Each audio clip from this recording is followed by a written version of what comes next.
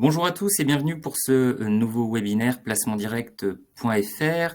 Nous sommes ensemble aujourd'hui pour parler d'un sujet qui nous préoccupe tous, qui est clairement dans la tête des épargnants actuellement, c'est les opportunités à saisir sur les marchés financiers en 2025. On a eu une année 2024 relativement chahutée. Les allocations d'actifs ne sont pas forcément toujours évidentes à mettre en place actuellement.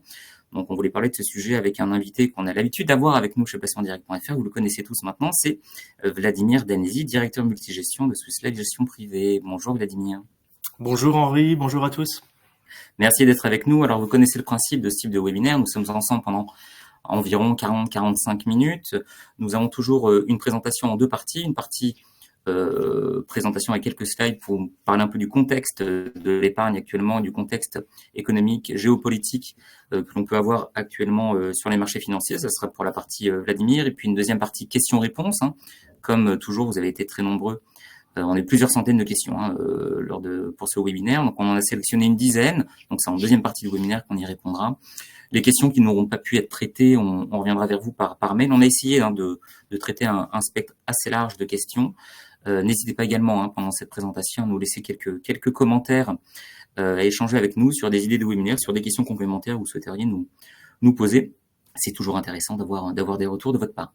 Alors, on peut peut-être débuter cette présentation par une slide. Vous avez l'habitude maintenant, c'est la période en début d'année, puisqu'on est en pleine période d'annonce des rendements, des taux de participation aux bénéfices sur les fonds en euros, des contrats d'assurance vie et des plans d'épargne retraite.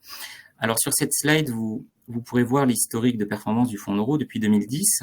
Donc ça, ce sont des données de France Assureur et de la CPR. On remarque bien sûr qu'après, notamment un point bas, en 2020-2021, on a des rendements moyens des fonds en euros qui ont tendance à progresser. Et cette année, en 2024, on attend un rendement peu ou prou stable par rapport à l'année dernière à 2,60%. Je rappelle, un fonds en euros, c'est 75 à 80% d'actifs obligataires. Donc c'est vrai que l'évolution des taux d'intérêt est essentielle pour anticiper un peu le rendement des fonds en euros. Donc suite à la guerre en Ukraine et à la forte pression qu'on a pu avoir sur les taux d'intérêt, on a de façon assez naturelle aussi des assureurs qui ont fait progresser le rendement de leurs fonds en euros aussi pour faire face à la concurrence des produits bancaires qui, eux, étaient devenus beaucoup plus compétitifs, notamment les livrets et les comptes à terme. Donc voilà, on devrait avoir un rendement autour de 2,60 cette année. Ce qu'il faut quand même, on aurait pu le mettre sur le graphique, dire, mais c'est qu'en 2024, on a eu une inflation qui a quand même beaucoup baissé. Donc en fait, le rendement réel de votre épargne a progressé, ce qui n'était pas le cas en 2022-2023 avec une inflation, Vladimir, je pense, qui était autour de 5% en France, 2022-2023. Donc on avait un rendement qui était plutôt On a négatif. même eu un pic bien au-dessus, malheureusement. Ah ouais, bon, voilà. Donc 2024, de ce point de vue-là, pour l'épargnant, c'est une année plutôt favorable puisque le rendement réel est positif sur l'épargne garantie en capital à tout moment, parce qu'on le rappelle, le fonds euro est garanti en capital à tout moment. Donc ça, c'est sur la vision marché. Si on regarde les performances des différents contrats qu'on distribue chez placementdirect.fr, des contrats que l'on a en exclusivité. Donc si on commence par les contrats assurés par Swiss Life, sur la partie assurance vie, donc le contrat placement direct vie, le contrat Darjeeling et le PER placement direct, donc là le contrat d'épargne retraite, on a comme toujours avec Swiss Life qui depuis très longtemps a pris la décision d'avoir des bonus de rendement avec la quote-part unité de compte du contrat et aussi avec l'encours du contrat. On a un rendement qui évolue entre 1,90 et 3,45%, un rendement de base qui augmente un petit peu, il était à 1,70 l'année dernière, un taux max à 3,45 qui lui baisse un petit peu par rapport à l'année dernière. Mais voilà, il y a clairement une prime comme d'habitude assez importante avec deux paliers de bonus à 40 et 60% d'unité de compte. Donc c'est un contrat très adapté, un fonds euro qui est très compétitif à partir du moment où on joue le jeu d'une diversification de son allocation d'actifs entre fonds euros et unités de compte. En dessous, c'est notre dernier né, notre contrat d'assurance vie monosupport qui s'appelle Placement Direct Euro Plus, qui a été créé de façon assez opportuniste. C'est un fonds euro classique, garanti en capital à tout moment, qui est 100% obligataire, qui a été créé pour profiter de la hausse des rendements obligataires qu'on a pu avoir sur les marchés en 2022. Donc, il a été créé fin 2023. On a eu un rendement de 4,10% en 2023, alors rendement annualisé parce qu'il a été créé en novembre. Et sur une année pleine en 2024, on a un rendement à 3,60, alors qui baisse un petit peu parce que les conditions d'investissement ont été un peu moins favorables sur ce fonds-là, mais qui reste parmi les plus compétitifs du marché avec un taux de rendement à 3,60%. Donc c'est un taux de rendement net de frais de gestion à chaque fois quand on parle du fonds euro. C'est net de frais de gestion, mais brut des prélèvements sociaux de 17,2%.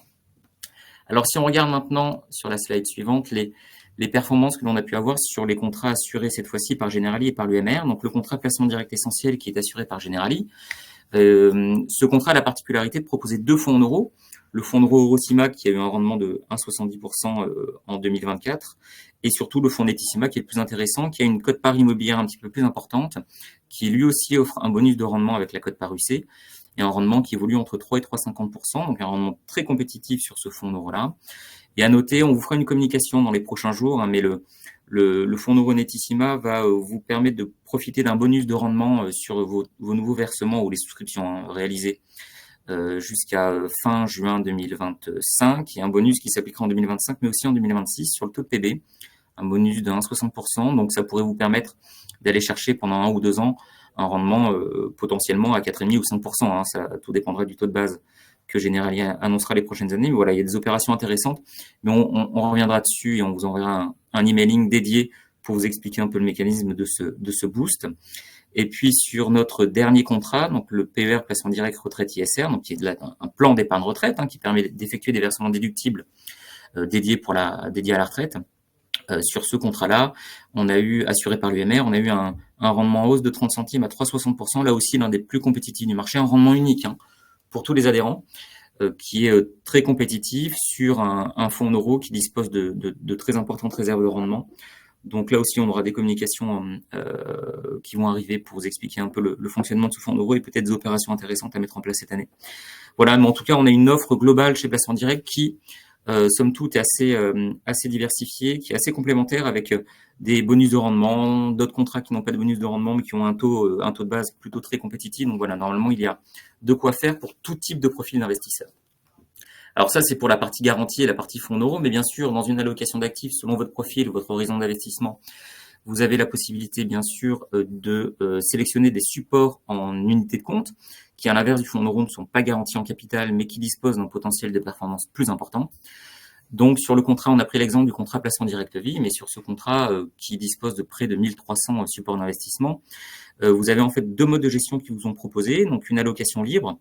L'allocation libre, c'est vous qui, quelque part, faites votre marché. Ça veut dire que vous êtes autonome dans la sélection et le suivi des supports en unité de compte de votre contrat. Et puis, une allocation pilotée qui s'adresse à des épargnants qui n'auraient pas le temps, l'envie ou les connaissances de faire cette sélection. Dans ce cas-là, c'est Vladimir qui est avec nous, qui s'en occupe pour vous et qui va réaliser l'allocation d'actifs en respectant un budget de risque et selon votre profil de gestion. En termes de frais, le contrat, vous le savez, les contrats Internet sont très peu chargés en frais. Il n'y a pas de frais sur les versements, il n'y a pas de frais sur les arbitrages. Des frais de gestion qui sont très faibles. Sur le contrat placement direct vie, on est à 0,6% de frais de gestion sur le fonds d'euros, seulement 0,5% de frais de gestion sur les UC. Hors titre vie, parce que le contrat a la particularité d'avoir 300 actions en direct, mais là, les frais de gestion sont à 0,8. Sinon, sur tous les autres supports, c'est 0,5, y compris sur les ETF. Ça, c'est une évolution qu'on a eu en fin d'année dernière. On a fait évoluer le contrat avec une baisse des frais annuels de gestion sur les ETF qui passe de 0,8 à 0,5, plus 0,1 de frais de transaction, mais c'est un des contrats les plus compétitifs du marché pour les ETF. Et puis l'allocation pilotée avec uniquement là aussi une tarification à 0,9 au global, parce qu'on rajoute 0,4 de frais de mandat sur les allocations pilotées. Si on n'a pas le temps, voilà, c'est Vladimir qui s'en occupe pour vous selon un profil de gestion. Et là aussi, on a une tarification qui est ultra compétitive sur ce contrat. Alors, je laisse la main à Vladimir maintenant. J'en ai suffisamment dit sur nos contrats et notre offre pour nous parler un peu de conjoncture. Parfait, merci beaucoup Henri. Ce que je vous propose, je vais faire un peu un état des lieux, à la fois de la partie économique et de ce qui peut se passer, je dirais, de façon connexe à l'économie. Et je finirai par un petit topo sur nos perspectives, un peu nos anticipations, ce que l'on pense de l'année 2025. Quand je dis on, c'est que même si c'est moi qui vous parle aujourd'hui, nous sommes plusieurs à gérer ces fameuses allocations pilotées et toute la société participe à l'élaboration de ces allocations et de ces perspectives. Alors le premier point, c'est la croissance économique. Au niveau mondial, ici, ce graphique, il est assez intéressant parce qu'en fait, il retrace sur toute l'année 2024 ce qu'il y avait comme anticipation de croissance économique pour l'année 2025.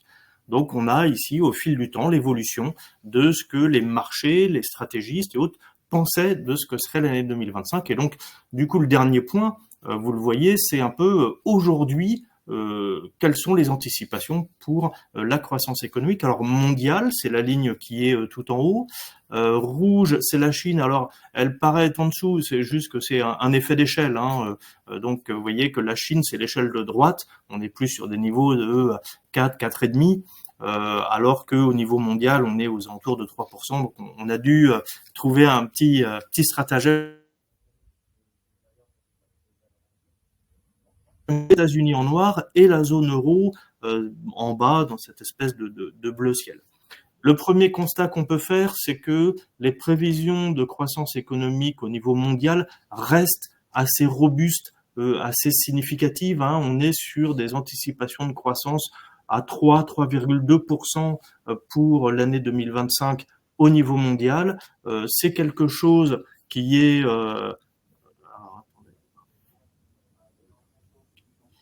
j'avais un petit souci sur mon ordinateur, je suis désolé, qui est plutôt assez intéressant et surtout c'est assez stable tout au long de l'année à venir. La Chine, vous voyez, alors la Chine, on a l'impression que c'est une ligne droite assez souvent. La Chine, il faut le savoir, sont des chiffres qui sont assez régulés par notamment le parti unique. Donc il est assez normal d'avoir cette ligne toute plate.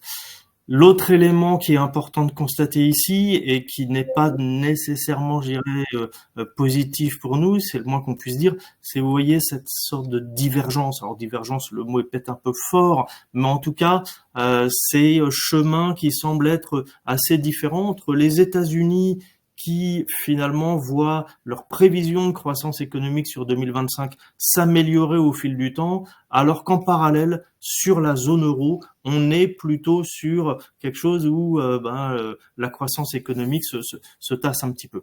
Alors, ce qui est important, c'est le niveau mondial. Je dirais que globalement, on a des éléments qui laissent augurer d'un cycle plutôt favorable et notamment les derniers chiffres que l'on a pu avoir de prévision sur des choses un peu plus précises, notamment ce qu'on appelle le secteur manufacturier, c'est tout ce qui est industrie, tout ce qui est en fait création de biens, et plutôt, je dirais, en redressement, et ça c'est partout dans le monde, y compris dans la zone euro, donc c'est plutôt favorable, mais retenez que l'économie mondiale se porte bien, il n'y a pas trop de sujets à ce niveau-là. En revanche, il y a des disparités assez fortes et qui malheureusement ont tendance à se creuser. Alors, ces éléments-là, il faut toujours mettre en parallèle de la croissance économique l'inflation. Vous voyez, on l'a évoqué tout à l'heure, l'inflation en Europe, c'est le pic le plus important que vous voyez. Ici, on a mis en exergue 3 zones principalement, Europe, États-Unis et le Japon. Le Japon, c'est quand même assez important et assez intéressant parce que finalement, c'est un pays, vous l'avez probablement en tête, qui pendant des années a lutté contre la déflation. Et ben là, ils sont dans une situation où il y a de l'inflation de façon assez importante. Donc, l'inflation, elle est effectivement relativement maîtrisée. On verra après comment cette maîtrise a pu avoir lieu, mais on sent en même temps qu'il y a un peu je dirais des comportements assez inégaux. Ce Japon qui lui finalement était toujours très bas, aujourd'hui est l'un des pays où l'inflation est la plus forte dans ces 3 grandes zones. C'est le petit point gris que l'on voit tout à la fin. Et surtout, alors c'est écrasé par l'échelle, mais le point qu'il faudra surveiller, c'est que cette inflation, finalement aujourd'hui, elle ne baisse plus vraiment. Elle est stable, voire on a des petits rebonds. Les derniers chiffres que l'on a situent, que ce soit aux États-Unis ou en Europe, des inflations qui sont quand même situées entre 2,5 et 3%. Ce qui reste un peu au-dessus des niveaux que l'on pouvait, je dirais, anticiper il y a encore quelques temps. Pour autant, et c'est le point suivant, on a des cycles de baisse de taux qui se sont engagés dans toutes les zones. Cette baisse de taux vient du fait que, comme on l'a vu juste avant, l'inflation est relativement maîtrisée. On est revenu sur des niveaux un peu plus classiques. Ces cycles sont vraiment engagés. Vous voyez que la partie noire, qui est la partie Fed, c'est-à-dire les États-Unis, la Réserve fédérale américaine, l'a engagé relativement vite.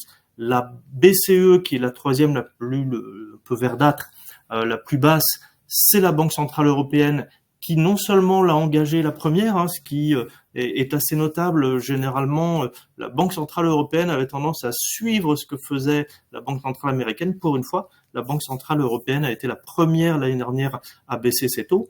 En revanche, on a, compte tenu de ces éléments d'inflation que j'évoquais juste avant, je dirais aujourd'hui, quelques divergences qui commencent déjà à apparaître sur ces cycles de baisse de taux, puisque les États-Unis, maintenant, les anticipations que l'on a ne sont plus que de 2 baisses de taux sur l'année 2025.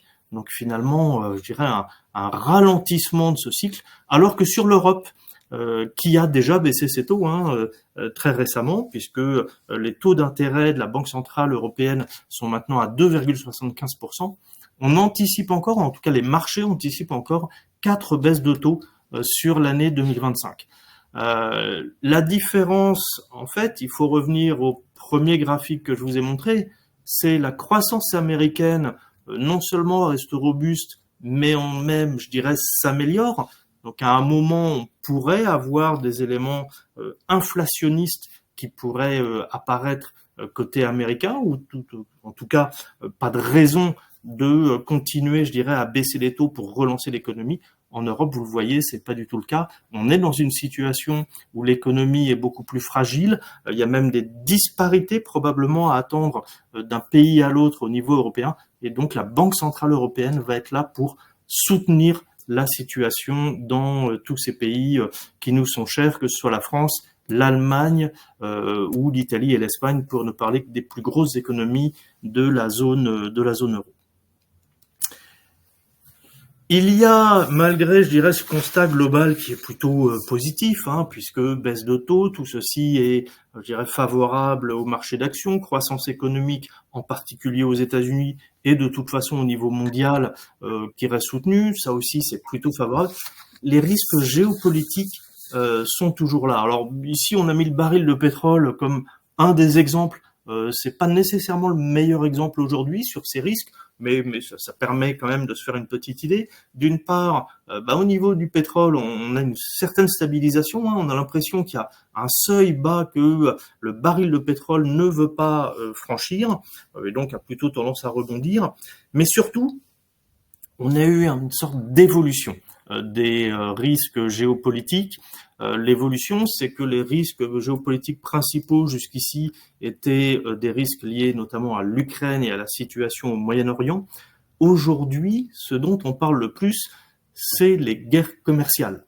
Donc le risque géopolitique a un peu changé, ce n'est plus une guerre, je dirais, d'un État contre un autre sur des questions territoriales, ce sont des guerres commerciales, des guerres économiques qui sont réengagées suite à l'élection notamment de Donald Trump. Alors, on dit guerre, il faut très vite modérer ça, on le voit avec ce qui s'est passé avec le Mexique et le Canada, où à peine l'annonce de, je dirais, sanctions, pas de sanctions, mais de hausse en tout cas des droits de douane avec ces deux pays, il y a eu des échanges très rapides et dans certains cas, ne serait-ce que 2 heures après, c'était déjà finalement reporté d'un mois, voire plus, parce que c'est reporté d'un mois pour se donner l'opportunité de discuter. Donc si ces discussions aboutissent, on aura effectivement peut-être pas ces éléments de hausse des tarifs douaniers.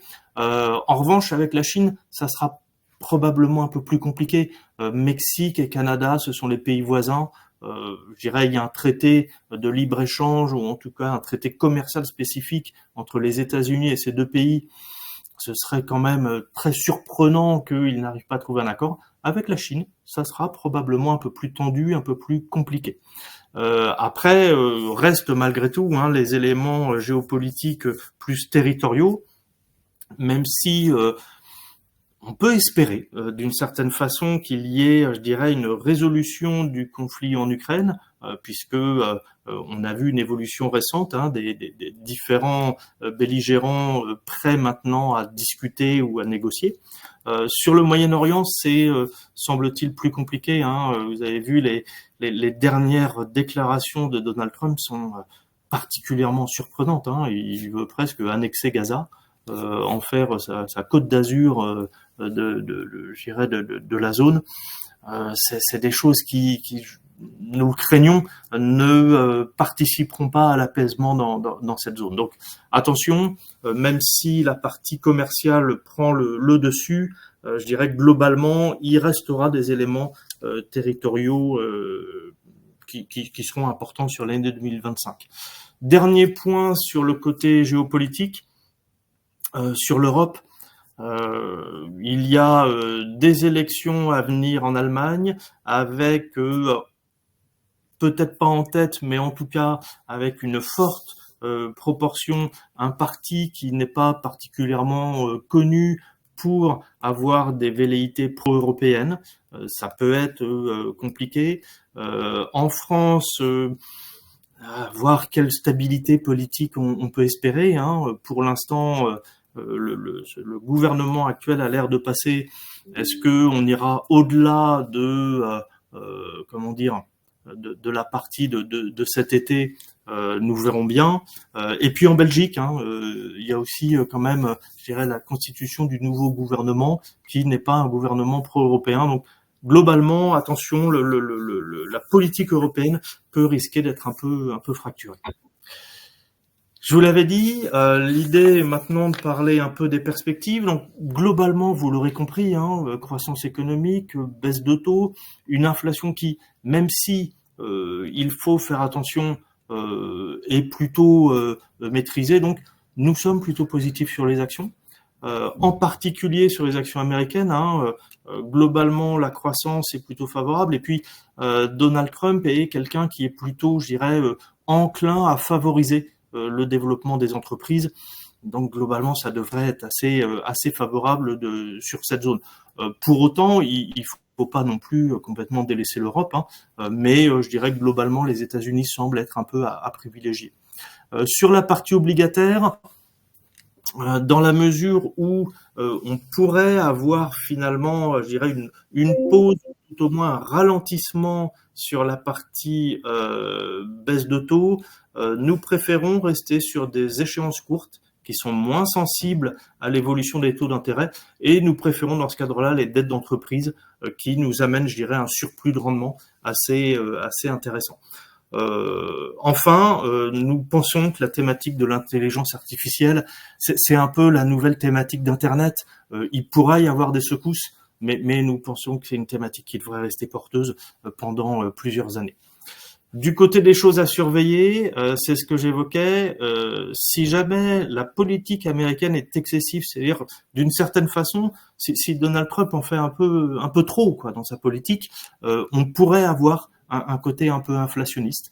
Donc il faudra faire attention à cette partie-là, vraiment surveiller de près tous ces éléments. Les risques géopolitiques que j'ai évoqués juste avant, qu'ils soient territoriaux ou commerciaux, c'est quelque chose qui pourra aussi conduire à, je dirais, de la volatilité par moment. Et à surveiller, mais là d'un côté beaucoup plus positif, des éventuelles mesures de relance en Chine et en Europe, les élections allemandes, on peut voir le côté, je dirais, du verre à moitié vide, avec un parti qui pourrait être problématique. On peut voir aussi le côté à moitié plein, avec une évolution potentielle du côté budgétaire allemand, avec aujourd'hui des règles très strictes, un assouplissement de ces règles pourrait permettre des mesures de relance assez significatives en Europe. Et en Chine, je dirais que globalement, c'est ce que beaucoup de gens attendent, une certaine expectative sur l'éventuelle mesure de relance qu'il pourrait y avoir suite maintenant à l'élection de Donald Trump. Donc globalement, voilà un peu nos perspectives. Autre élément, c'est que sur 2025, il nous semble un peu intéressant de regarder quelques sous-thèmes à avoir quelque part en portefeuille. La cybersécurité d'un côté et de façon plus générale la défense. On voit de toute façon un appel à des dépenses plus importantes sur la défense d'un peu tous les pays. Je vous le rappelle, Donald Trump a un peu intimé, entre guillemets, l'ordre aux pays européens, notamment, d'investir plus dans la défense s'ils veulent pouvoir continuer à bénéficier de l'ensemble de la protection de l'OTAN. Donc on devrait voir de ce côté-là des dépenses assez significatives, et notamment aussi côté cybersécurité. Et les biotechnologies, biotechnologies qui pourraient être portées aussi par l'intelligence artificielle.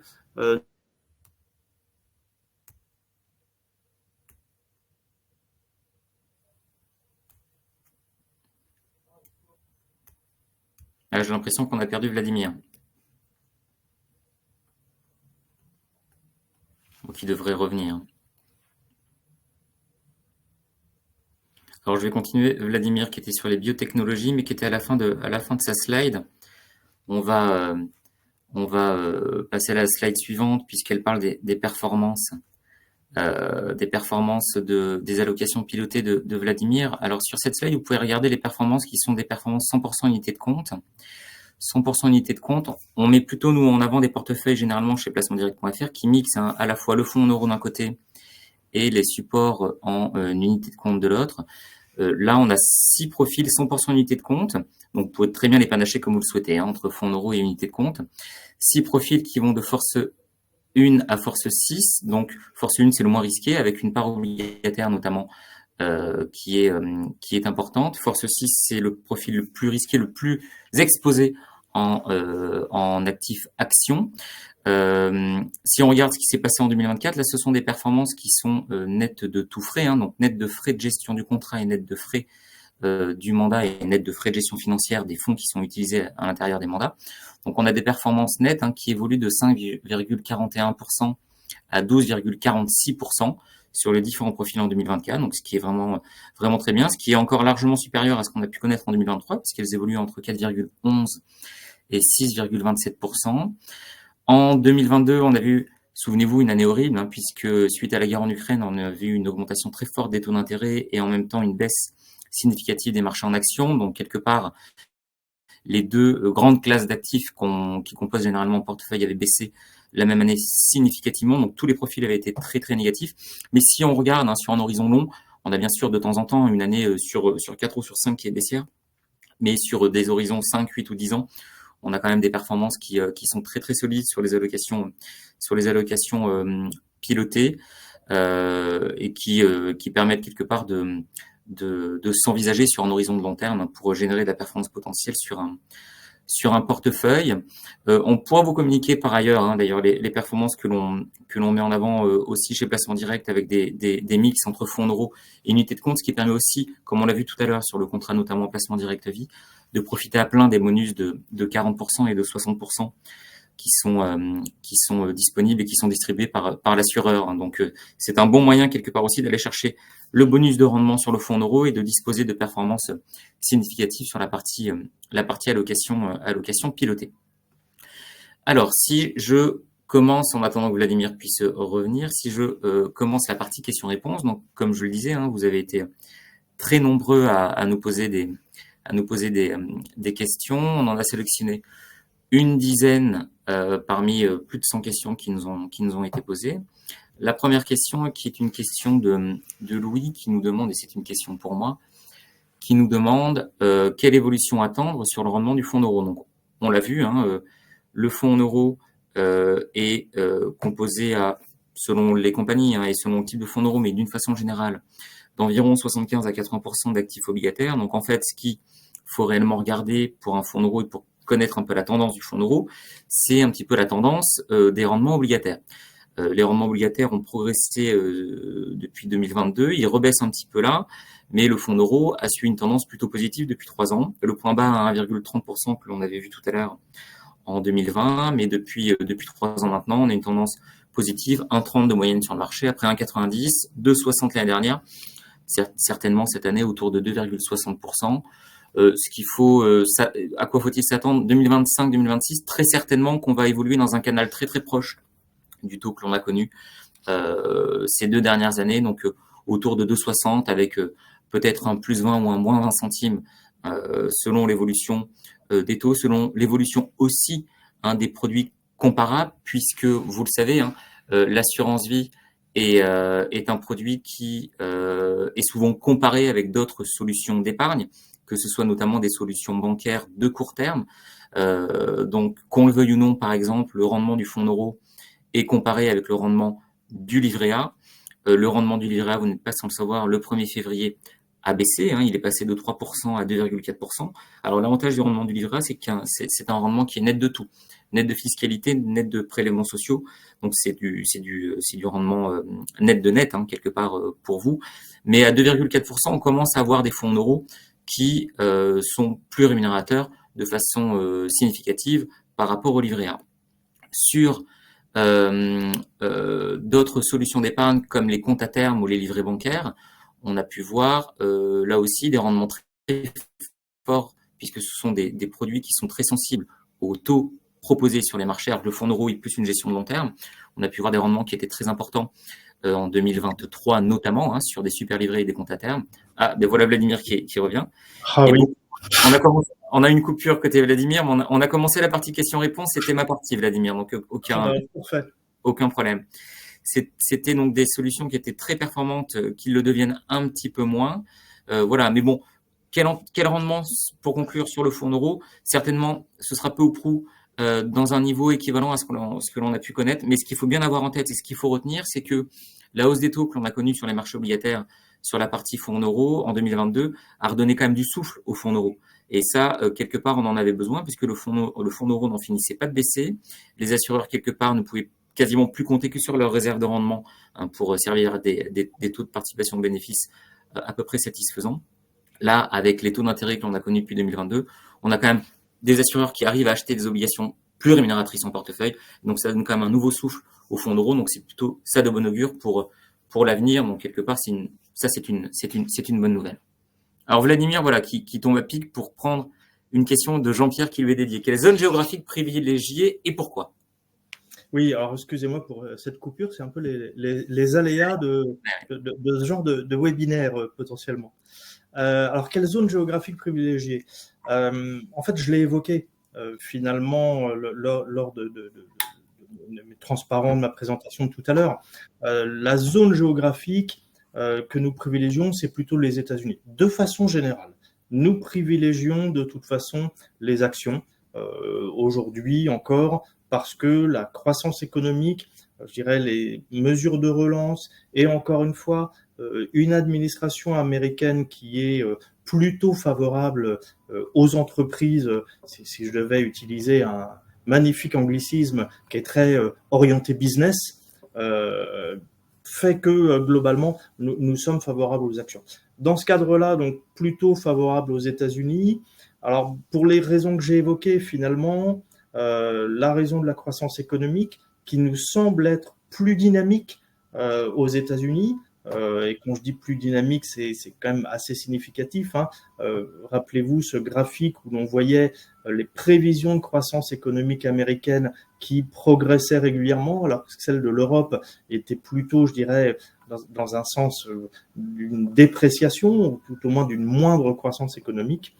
Et puis finalement, on a aujourd'hui une administration qui a au moins 2 ans devant elle côté américain, très orientée entreprise, avec un peu tous les pouvoirs concentrés d'une certaine façon, ce qui devrait permettre une belle accélération des bénéfices des entreprises.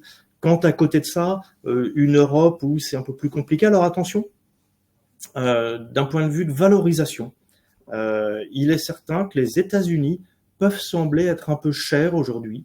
Le niveau de prix, en particulier de certaines entreprises, la valorisation, la capitalisation boursière peut paraître un peu excessive. Et donc, il ne faut pas non plus complètement, je dirais, délaisser l'Europe. Donc, faut trouver une sorte d'équilibre entre cet avantage qu'on voudrait donner aux États-Unis par rapport à l'Europe, tout en conservant tout de même un peu d'exposition, parce que on peut espérer peut-être pas un rattrapage intégral de la zone européenne par rapport aux États-Unis sur l'aspect boursier, mais on peut espérer quand même que ça se comporte un peu mieux. C'est ce qui s'est passé au mois de janvier.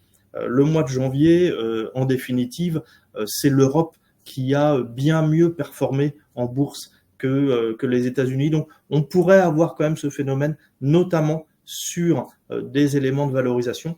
Et puis, ce que j'évoquais, on peut espérer malgré tout une relance, notamment côté allemand, Ce qui serait le pire, ça serait finalement qu'en Allemagne, ils mettent beaucoup de temps à trouver une coalition. S'ils arrivent à enclencher les choses assez rapidement, il faudra pas tout de même tout négliger. Voilà, j'espère que j'ai répondu à la question. Merci Vladimir, c'était très clair. Une question de Jérôme qui nous demande quels ETF choisir en 2025. Alors, les ETF, les trackers, on en parle, c'est vrai, beaucoup actuellement. Ce sont des produits qui permettent de répliquer la performance d'un grand indice avec généralement peu de frais. Alors, déjà, si on reste dans le cadre assurance vie épargne retraite, il faut déjà trouver le contrat qui est en référence, parce qu'il y a quand même beaucoup de contrats d'assurance vie qui ne référencent pas, ou de plan d'épargne retraite, qui ne référencent pas d'ETF. Sur le contrat placement direct vie, par exemple, on en a 57, et les ETF répliquent les principaux indices mondiaux, en Europe, aux États-Unis notamment. Donc, c'est difficile de choisir. Déjà, il faut avoir le choix. Donc, si votre contrat vous offre le choix, c'est déjà plutôt bien. Et puis après, c'est surtout savoir quel indice sous-jacent vous souhaitez répliquer. C'est pas vraiment un type d'ETF en tant que tel. Donc là, c'est plutôt Vladimir qui nous dit quelle zone géographique peut-être peut avoir sa préférence. Et ben pourquoi pas de votre côté aller chercher un ETF qui peut être lié à cette zone géographique là. Mais c'est difficile sinon de faire un choix, surtout dans le cadre assurance vie où on a un choix généralement. C'est pas le cas chez nous et on en est bien content parce que le placement direct essentiel aussi a 62 ETF. Donc on a vraiment toujours eu un angle ETF assez prononcé chez le placement direct. Mais si vous avez le choix, c'est surtout la zone géographique et puis le type d'actif que vous souhaitez répliquer. Est-ce que c'est plutôt un marché action, un marché obligataire? Il y a de tout sur les ETF. Donc, il y a vraiment un très grand choix qui vous est offert, y compris en assurance vie maintenant, et c'est tant mieux. Alors, une question de Louis Vladimir qui nous demande, et qui vous demande, quel est votre avis sur les marchés émergents? C'est pas forcément simple comme question, ça. Alors, c'est doublement pas forcément simple que finalement, c'est devenu très compliqué et même, en fait, parler de marché émergent de façon générale, tel qu'on pouvait le faire il y a encore un certain nombre d'années, ça fonctionne plus trop, malheureusement. Donc, on est sur maintenant des marchés qui ont des grosses différences d'un pays à l'autre, à la fois d'une zone à l'autre, entre l'Asie, l'Europe centrale et l'Amérique latine, mais même au sein d'une seule zone. Je vais prendre un exemple, la Chine, d'un côté, Chine qui est dans une situation économique qui est pas extraordinaire. On l'a vu, la croissance économique, même si elle reste forte par rapport à nos standards, malgré tout, elle est sur un niveau plutôt entre guillemets faible par rapport à l'histoire de la Chine. Et la Chine est dans une situation aujourd'hui où, en termes d'inflation, c'est délicat, c'est proche de la déflation. On pourrait presque comparer la Chine d'aujourd'hui au Japon d'il y a quelques décennies. Donc, je dirais une situation particulière. A contrario, en Asie, l'Inde, je dirais globalement un pays avec une très belle croissance économique, assez orientée domestique en plus, alors que la Chine était fortement dépendante de ses exportations. Donc voilà, des situations économiques différentes. En revanche, la Chine, un marché où on a une valorisation qui est très attractive, qui a été délaissée pendant quand même pas mal de temps. Donc, je dirais, acheter aujourd'hui du marché chinois, on l'achète à assez bon prix. A contrario, en Inde, le marché est cher. Je dirais, si on oublie la période récente où l'Inde a un peu corrigé, fin d'année dernière, pour donner une petite idée, globalement, en termes de valorisation, l'Inde, c'était à peu près aussi cher que la technologie américaine. Donc, on est sur des choses qui sont assez sensibles. Alors, en revanche, effectivement, des croissances qui sont favorables. Donc, on a des choses très disparates. Sur l'Amérique latine, c'est pareil, d'un pays à l'autre, il y a des choses très différentes. De façon globale, ceci étant dit, nous conservons une position quand même un peu significative sur les marchés émergents. Il nous semble que sur longue période, être exposé sur ces marchés est une exposition assez attractive. Merci Vladimir. Alors une question de Marie-Paul qui nous demande quelle stratégie d'investissement adopter pour un objectif de transmission avec un horizon de 15 ans, voire plus. Alors effectivement, Marie-Paul a le bon raisonnement dans sa question puisque son allocation d'actifs, sa stratégie d'investissement, forcément va être liée notamment à son objectif et son horizon d'investissement. Donc là, elle a un horizon très long. Si son profil de risque accepte une part de prise de risque quelque part, hein, si elle peut tolérer une prise de risque, automatiquement sur un horizon aussi long, on lui conseillera de toute façon de diversifier l'allocation financière de son épargne et de son contrat d'assurance vie ou de son plan d'épargne retraite, si c'est ce dont on parle ici. Après, voilà, je pense que le meilleur conseil qu'on puisse donner, c'est remplissez un profil investisseur dans nos parcours de souscription. On a des profils investisseurs qui sont bien faits. Il y a plein de questions qui vous sont posées. Ça va déterminer de façon assez fine le profil qui est adapté à votre situation. Et puis derrière, une allocation un petit peu adaptée, une allocation conseillée quelque part si vous voulez rester en gestion libre pour partir au départ. Et puis si vous voulez totalement déléguer ça à Vladimir et à ses équipes, dans ce cas-là, une allocation pilotée avec un profil qui vous sera conseillé. Il à vous de l'accepter ou pas, mais en tout cas, voilà, on essaye d'orienter vers quelque chose qui est le plus adapté au profil que l'on a, nous, déterminé et calculé en vous posant tout un tas de questions. C'est pas forcément toujours marrant de répondre à nos questions, mais ça sert à quelque chose. Voilà, Marie-Paul. Alors, une question de Bruno Vladimir qui nous demande quelles sont les perspectives aux USA après l'élection de Trump. On a déjà un petit peu parlé. Alors, on a déjà un peu parlé, hein, c'est ce que j'évoquais. Donald Trump et son administration sont plutôt favorables aux entreprises, globalement, du coup, aux actions, hein, d'une certaine façon. Donc, notre scénario central de 2025, là encore, je l'évoquais, c'est un peu la poursuite d'une tendance de l'année dernière, de 2024. Et on pense donc que l'économie américaine, sous l'administration Trump, devrait rester relativement dynamique. Alors, dans les risques, j'évoquais à un moment un des risques qui était que finalement Donald Trump en fasse un peu trop. Donc attention quand même, après Trump, on peut avoir le risque avec s'il va trop loin dans ces problèmes de tarifs douaniers, dans certains éléments de relance, on peut avoir un risque d'une inflation, d'une résurgence de l'inflation. Et donc là, à un moment, une banque centrale qui non seulement s'arrêterait de baisser les taux, mais qui pourrait tenter de les remonter. Ça, c'est un risque. On a aussi le risque opposé, hein, qu'il ne faut pas oublier, c'est que finalement, pour des raisons X ou Y, puisque on a pu le constater aussi déjà il y a pas très longtemps, sa majorité dans l'une des chambres est quand même très courte, donc il pourrait aussi ne pas en faire assez, donc il pourrait y avoir un peu de déception.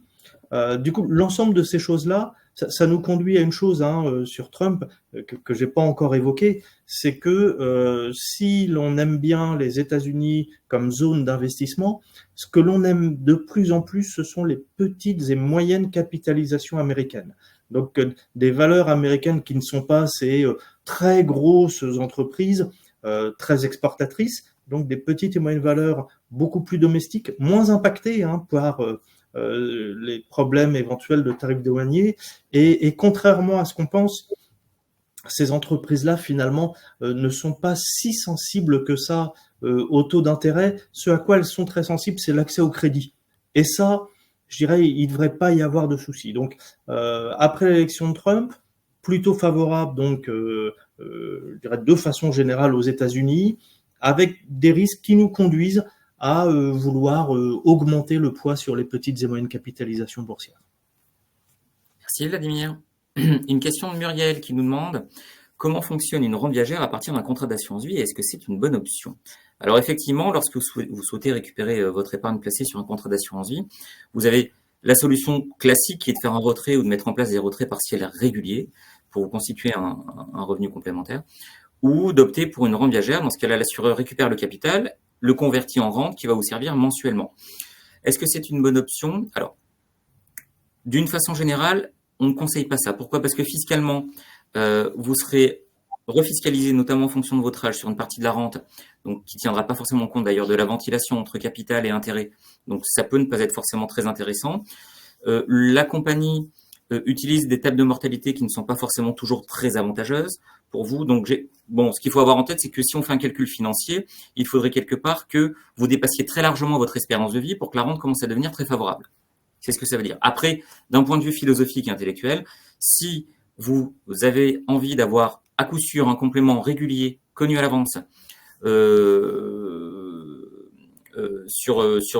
pour votre fin de vie, par exemple, ou au moment de la retraite, la rente viagère peut être tout à fait envisageable. Mais d'une façon générale, quand même, c'est souvent plus confortable et plus avantageux de mettre en place des retraits réguliers à partir d'un contrat d'assurance vie qui fiscalement plus seront très bien traités, puisque si le contrat a plus de 8 ans, vous bénéficiez d'un abattement annuel sur les gains qui est de 4 600 € pour une personne seule et 9 200 € pour un couple marié ou pacsé. Donc en fait, ça fait des retraits qui sont très très peu fiscalisés pour compléter efficacement vos revenus. Donc on a tendance plutôt à conseiller ça, mais dans certains cas particuliers, la rente viagère est possible et elle peut être tout à fait adaptée. Voilà. Muriel. Allez, une question de Martine maintenant, Vladimir, qui nous demande quelle répartition dans une allocation entre les USA et l'Europe. Alors, vous l'avez compris, hein, on est plutôt favorable aux États-Unis. La proportion qu'on veut savoir. Pardon ? Maintenant, c'est la proportion qu'on veut savoir. Exactement. Ouais. Alors, si on se place d'un point de vue purement boursier, en termes de capitalisation boursière, les États-Unis, c'est grosso modo 70% de la capitalisation boursière mondiale. Donc, si l'objectif, c'est de répliquer un peu l'ensemble des marchés boursiers mondiaux, on va à 70%. D'un point de vue économique, les États-Unis, c'est à peu près 25%, c'est un gros quart du PIB mondial. Faut juste avoir en tête, c'est à peu près un gros quart du PIB mondial, c'est 4-5% de la population mondiale. Donc, vous voyez un peu la répartition qui est très importante. Alors, est-ce que la vérité est plus une vérité économique? Est-ce que la vérité, c'est plus une vérité de capitalisation? Ce que l'on fait, nous, dans nos portefeuilles, compte tenu que on aime bien les États-Unis, on veut les privilégier dans les allocations de type Force 6, hein, qui a été évoqué tout à l'heure par Henri, sur la partie action, on a environ 60% investi sur les États-Unis. Donc, vous voyez, on n'est pas aux 70% de capitalisation, mais on est bien au-delà des 25% de la répartition en termes d'économie mondiale. Donc 60% à peu près sur les États-Unis, à peu près 20% sur l'Europe, et le reste, finalement, les 20% restants, c'est réparti sur le Japon et l'Asie, et notamment ce que j'évoquais, les marchés émergents. Donc vous voyez, grosso modo, quand même, on est majoritairement aux États-Unis et avec un poids sur l'Europe qui reste quand même ici. Voilà, j'espère avoir répondu à votre question, même si je le cache pas, celle-ci, elle est pas simple. Merci Vladimir.